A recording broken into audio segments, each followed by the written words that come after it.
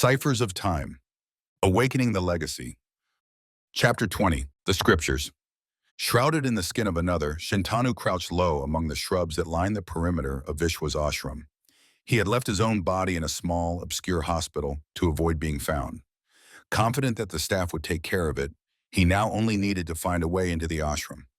Using his city abilities, Shantanu focused hard and attempted to enter one of the members' bodies. However, he ended up in the body of a person located outside the ashram. His borrowed eyes squinted against the setting sun, which cast long shadows over the entrance where Ashwathama's towering figure loomed.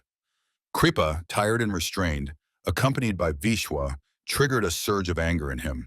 However, he suppressed it, understanding that his concealment was crucial. He focused on controlling his city powers, determined to bide his time until the right moment for action presented itself. He watched, muscles tense like a coiled serpent, as the trio disappeared into the ashram. At Kripa's camp, Manu started sifting through the wreckage left behind by Vishwa's troops. Malini lay unconscious, her breath shallow but steady. As he moved through Kripa's quarters, the disorder mocked him. Relics and scriptures of their heritage strewn about without care. His eyes fixated on a set of ancient scriptures, their edges weathered with time. The great Mahabharata, the epic known as the fifth Veda, revered by every Indian for its vast knowledge and wisdom. As he ran his fingers over the sacred text, a surge of spiritual energy coursed through him, filling him with an intense sense of purpose and connection to his heritage. He began sifting through several other sacred texts scattered on the floor, and one in particular caught his eye. It was a depiction of the place where they had unknowingly sealed their own destinies. The image of the tree, etched so vividly in his mind, reminded him of the night they had slept beneath its branches, unaware of its rich history. With each word he read, the details of the place etched themselves into his understanding. Manu absorbed the information, his mind racing to connect the dots that seemed to sprawl endlessly before him. This knowledge was a key, and he knew that unlocking its secrets might be the only way to save them. Over at Vishwa's ashram, Shantanu waited outside the walls in an unknown body for over a day. After several failed attempts at entering, he concentrated on using Vishwa's training techniques and decided to try one last time. This time he was successful and entered the body of a man inside the ashram. Shantanu took cautious breaths, acclimating to the borrowed lungs. His eyes scanned the surroundings, the stone arches, the flickering lamps, all silent witnesses to the unfolding drama. A shadow fell upon the center of the ashram, and from it emerged the towering figure of Ashwathama, etched with the scars of time. "Well done! Come on, take me there!" bellowed the immortal warrior, his voice a forceful gust that rattled the core of the building. Shantanu's heart, wherever it might have physically been, seemed to skip a beat. A tremor coursed through him, an involuntary reaction to the authoritative presence of Ashwathama. Words escaped him, his throat constricted, as if collared by an unseen force. He stood immobilized, a statue in the eye of a storm. "Vishwa, are you here?" The question tore through the silence again, more insistent, a lash demanding acknowledgement. It took a moment, a pause in time, for Shantanu to gather his courage. The fact that he now inhabited Vishwa's body sent chills down his spine. "Okay, so this time you won't speak, but show me your work. That's what a defeat teaches us. Come on, let's go." Ashwathama's words broke through the fog of hesitation, a command that allowed no room for disobedience. Shantanu moved, the muscles of his host complying with an almost mechanical obedience. Each step he took was cautious, calculated to mimic the subdued power of the man whose form he had assumed. It was a delicate dance upon a wire. Inside, his spirit rebelled against the silence imposed upon him, yearning to shout defiance, to expose the charade for what it was, but the necessity of the moment shackled his impulses, and with a heavy heart, he advanced toward Ashwathama. The towering figure of Ashwathama pierced the dimly lit corridor with an aura of restless energy. His gaze, sharp and piercing, locked onto Shantanu as Vishwa, compelling him to approach. Despite the growing dread within Shantanu, he pressed on with steady steps, knowing he couldn't afford to hesitate. "Come, let us say hi to my uncle before we go and have a look at your achievement." Ashwathama beckoned with an imperious tilt of his head, leading the way to where Kripa languished in captivity. They arrived at the cell, a cold and damp space that seemed to drink in the despair of its occupants. Kripa, his form diminished by chains but his spirit unbroken, regarded Vishwa with a skeptical eye. The shrewdness of his gaze betrayed his awareness that something was amiss. Shantanu's heart clenched at the sight of Kripa's plight. The determination to save his unwitting ally surged within him, lending steel to his resolve. "Uncle!" Ashwathama's voice broke through the charged silence, addressing Kripa with a tone that mingled frustration and sorrow. "This is not how I wished for us to meet. Life has been unforgiving since the stone was taken from me," Ashwathama confessed, his voice a low rumble of anguish. "Centuries have passed, and still the wound festers." Kripa's expression softened, empathy touching the edges of his features despite the gravity of the situation. Yet there was strength in his silence, unwavering even in chains. "Be warned," Ashwathama continued, his visage hardening once more. "Any who stand between me and my stone will suffer the consequences." Shantanu, though stifled by the body he inhabited, felt the weight of those words. They were a threat and a promise, spoken by one who had known endless ages of pain. But within Shantanu's borrowed form, defiance smoldered, a flame that refused to be extinguished. As he stood before Kripa, a plan began to crystallize in the recesses of his mind. He would save this wise immortal, and together they would thwart Ashwathama's dark intentions. It was a dangerous gambit, one that would require every ounce of cunning and courage he possessed. Kripa felt the weight of eternity in his chained wrist as he locked eyes with Ashwathama. His gaze held a resolute determination. "The brothers," he spoke, his voice steady and calm, "they are innocent. They have no knowledge of what is happening around them. Spare them, and I will help you achieve your goals. Let us play a different game." Kripa attempted to redirect Ashwathama's intentions. A booming laugh erupted from Ashwathama, echoing off the cold stone walls and piercing the tense air. He turned towards Kripa, eyes gleaming with a cruel light that seemed to dance with the shadows. "You play the savior for these boys." His voice dripped with scorn. "Your heart bleeds for orphans, while your nephew stands before you, wounded by betrayal."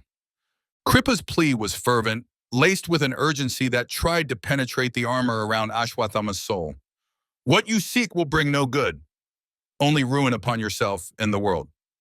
Ashwathama's laughter ceased as abruptly as it had begun, his expression contorting into a visage of pain and anger.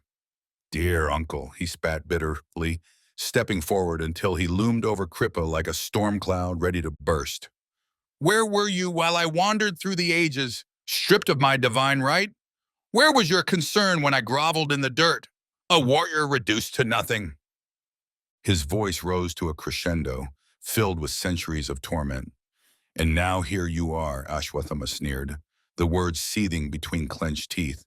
"The brother of my own mother, imploring me to spare these boys." In the dim light, the scars of time on Ashwathama's face seemed to deepen, casting him in an even more fearsome aspect. The cell held its breath, the silence punctuated only by the chain's faint rattle against Kripa's resolve. Back at Kripa's camp, Manu's fingers brushed over the parchment, the text inscribed upon it as enigmatic as the powers it described. His eyes scanned the words with a scholar's intensity, seeking understanding amidst the sea of Sanskrit verses. The dimly lit room of the camp was quiet, but for the rustle of the sacred texts and the distant echo of voices somewhere within the depths of the structure. Satya Yuga to Kali Yuga, Matsyavatar to Krishna. Manu murmured under his breath, piecing together the cryptic lineage of cities that had been carefully preserved through relentless time. His brow furrowed as he sought the connection between these divine abilities and the inexplicable affliction that now ensnared his brother and himself. The scriptures spoke of the Siddhi ideology safeguarded by avatars and deities, a legacy culminating in the hands of Lord Krishna at the close of the Dwapara Yuga, which was around 3102 BCE, as per Hindu mythology. The simple lines in the scriptures seem to hold a hidden, enigmatic truth within them. It feels as if every word has been carefully chosen, yet something is still missing in the writing. Yet nothing he found could explain why the brothers were subjected to this mysterious torment. At Vishwa's ashram, Ashwatthama's heavy footfalls echoed ominously through the stone corridors, leading Shantanu and Vishwa's guise towards a part of the ashram unbeknownst to him, a secret subterranean chamber harboring its own darkness. The air grew colder as they descended. Then, abruptly, they entered a cavernous underground hall where the only light came from flickering torches set into the walls. At the center of the hall, a stretcher rolled toward them with an eerie inevitability. Shantanu's heart leapt into his throat as he recognized the lifeless form lying on it, his own body, pallid and still. "Why are you so shocked? You brought it here!" Ashwatthama's voice boomed, shattering the silence and forcing Shantanu back to the grim reality. Shantanu grappled with his disbelief, struggling to maintain the facade of Vishwa as confusion threatened to overwhelm him. He could feel the heavy gaze of Ashwatthama upon him, expectant, demanding a response. "These useless orphans deserve no place on this earth," Ashwatthama continued, his contempt as palpable as the chill that ran down Shantanu's spine. "And if not for my stone, I couldn't bear this body in front of my eyes." Shantanu's hands balled into fists as the words hung in the air like a curse. His face contorted with rage, and he struggled to keep his breathing steady. Ashwatthama's casual demeanor only fueled his uncontrollable anger, and he could feel the familiar cloud of fury descending upon him. "What do you say, Vishwa?" Ashwatthama pressed, his voice echoing off the walls, waiting for an answer that Shantanu was not sure how to give. The words erupted from Shantanu's throat, raw and unfiltered, tearing through the stale air of the underground chamber. "We are not orphans, you deformed freak." His voice, although Vishwa's in timber, carried the unmistakable heat of his own rage. For a moment, the world seemed to still as Ashwatthama's eyes flared with fury. The last time he'd been addressed with such insolence was before history had turned into myth. He towered over Shantanu, his silhouette monstrous against the flickering shadows. With a swift, brutal motion, he slapped Vishwa's body so hard that it sent ripples through the fabric of possession. Shantanu's soul recoiled, ejecting from Vishwa with the force of the blow. He watched, as if from afar, his own form tumbling from the stretcher, rolling across the cold floor until he crashed against the wall. Pain radiated through him, a stark reminder that he was now painfully ensconced in his true flesh once more. "Do you think I can't figure it out, you parasitic mortal?" Ashwatthama roared, the sound resonating off the cavernous walls and shaking the very earth. Even as Shantanu lay dazed, he could feel the dark weight of centuries in Ashwatthama's voice, a testament to countless years of wrath and suffering. Meanwhile, Manu, far from the chaos of the underground confrontation, sat amidst a sea of parchments and scriptures, the musty scent of age-old paper his sole companion. With each page turn, the legacy of the Kuru lineage unfolded before him, a tapestry of triumph and tragedy intertwining through the ages.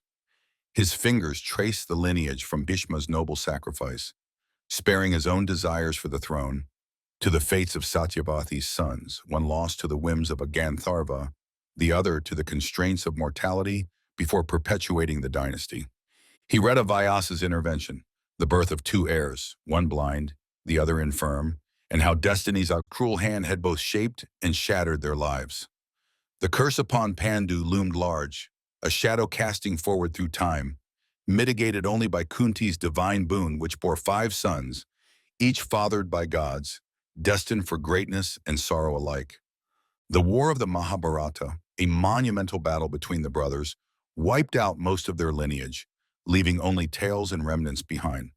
However, it was Ashwatthama, the stone-bearer, who had cut off the last remaining ties of their family, except for the unborn heir that Krishna had miraculously rescued from Uttara's belly.